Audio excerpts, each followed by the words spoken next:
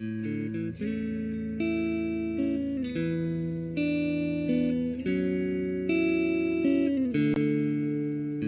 Jesus was a terrible person. She did a lot of bad things to learn how to do more bad things. Even had the pentagram tattooed. And I came to North Carolina on vacation and fell in love and stayed, and then swiftly fell out of love one evening. One night, the love of my life came at me, and I told him I was leaving him, and I had everything packed, and he attacked me and said that whole famous line of, "I can't have you, no one will," and proceeded to just beat me. One night, I was probably seconds away from death, and I realized that hell isn't going to be that great, and I asked Jesus to save me. Like, I literally screamed it out, "Save me, Jesus," and I felt this war inside of me just like tearing me back and forth, and I could actually feel the peace coming into me, and I couldn't breathe at all because I was being choked, and I just fell out, like totally everything went black, and I got up,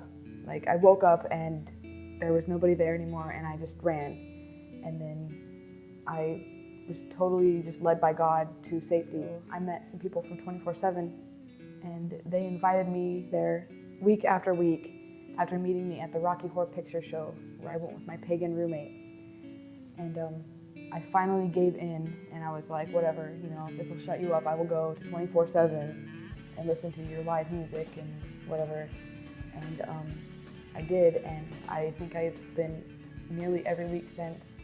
I looked different than everybody at 24/7 with a pentagram tattoo and a bunch of piercings and just a bad attitude. But everybody loved on me. They invited me out to eat. They called me throughout the week, and they just kept me wanting to come back because of the relationships that they were trying to build with me. And they were very nice. The first time I came to a Sunday service, they were nice. They greeted me, of course, and handed me a bulletin, and I got hugs from strangers, and it kind of freaked me out, but I guess I quickly grew on them. They figured out that I'm not going to kill them. I actually asked Jesus into my heart, like asking instead of pleading, in August of 2002 or 2003. Gave a salvation call, and you know, I was like, you know, I'm saved, but then like I found myself like actually standing up and going up front, and I would never do something like that, like as me. So that was totally God, and from then on, I've just been climbing, be a missionary. I know I'm called to share my testimony with people because this is huge. Like, God pulled me out from underneath the barrel, not just the bottom of it, but pulled me out, and I need to share that with other people. I got my pentagram covered up with another tattoo of something that I drew, and it took me a long time to find an artist to do it, and I refused to get baptized until I didn't have the pentagram because I didn't want to start a new life with Satan staring at me all the time, you know.